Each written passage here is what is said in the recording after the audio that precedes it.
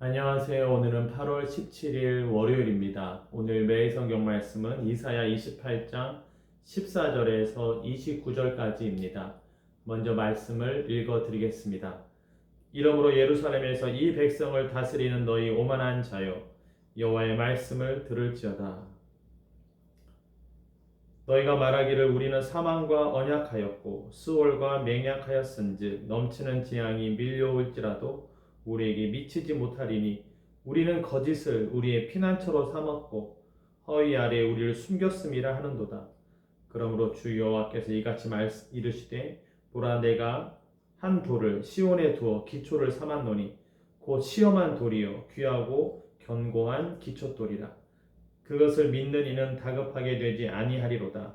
나는 정의를 측량줄로 삼고 공의를 저울추로 삼으니 우박이 거짓의 피난처를 소탕하며 물이 그 숨는 곳에 넘칠 것인즉 너희가 사망과 더불어 세운 언약이 패하며 수월과 더불어 맺은 맹약이 서지 못하여 넘치는 재앙이 밀려올 때에 너희가 그것에게 밟힘을 당할 것이라.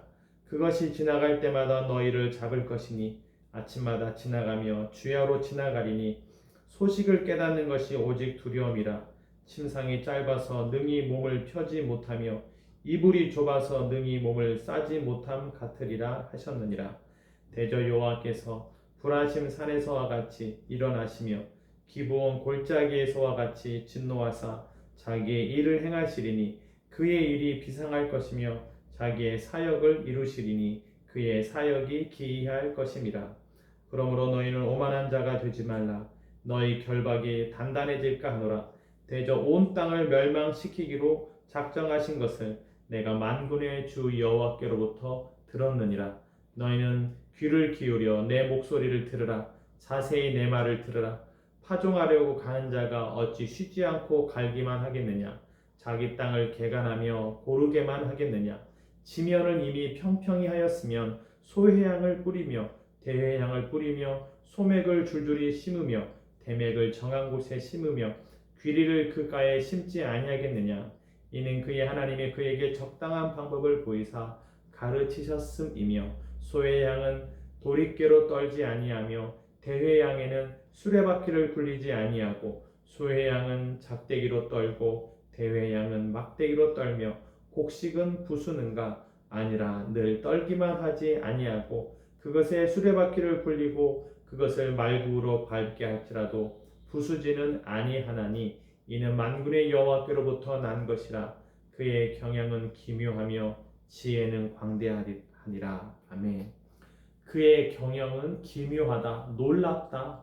그의 지혜는 광대하다, 넓다.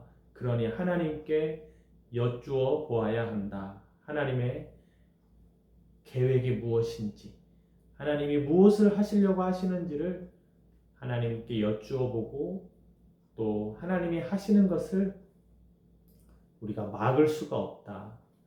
하나님께서 작정하신 것을 우리가 바꿀 수가 없다.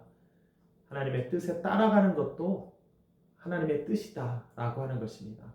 꼭 바꾸려고만 하는 것이 하나님의 뜻이 아니라 하나님께서 하시는 것을 그냥 바라보고 받아들이는 것도 하나님의 뜻이 될 수가 있어요. 여기에서 하나님께 물어봐야 되는 것을 농사 짓는 것으로 비유를 합니다. 23절에 너희는 귀를 기울여 내 목소리를 들으라. 자세히 내 말을 들으라. 파종하려고 가는 자가 어찌 쉬지 않고 갈기만 하겠느냐. 파종을 하려고 하는 사람은 씨를 뿌리려고 해야 되는데 갈기만 한다는 거예요.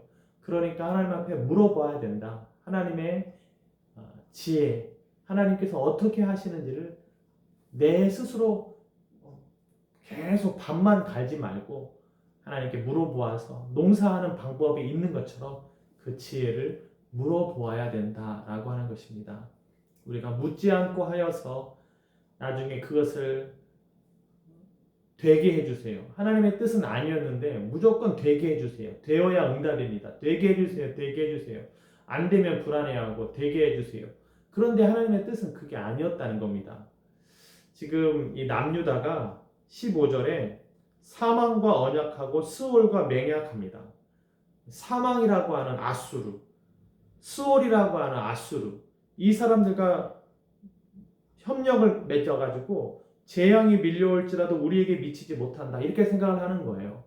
하나님의 생각은 지금 남유다를 징계하시고 남유다를 공격한 아수르나 바벨론도 다 순차적으로 멸하실 것인데 이때는 잘못했습니다 하면서 쉬운 표현으로 징계를 받아야 되는 상황입니다.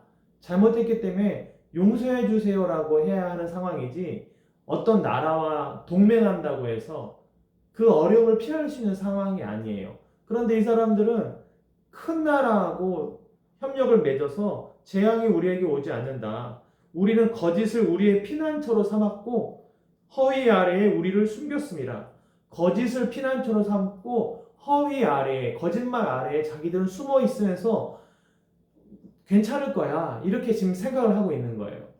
이때 이사야가 말합니다. 주 여호와께서 말씀하시기를 한 돌을 시온에 두어 기초를 삼고 곧 귀하고 견고한 기초돌이라 그것을 믿는 이는 다급하게 되지 아니하리로다.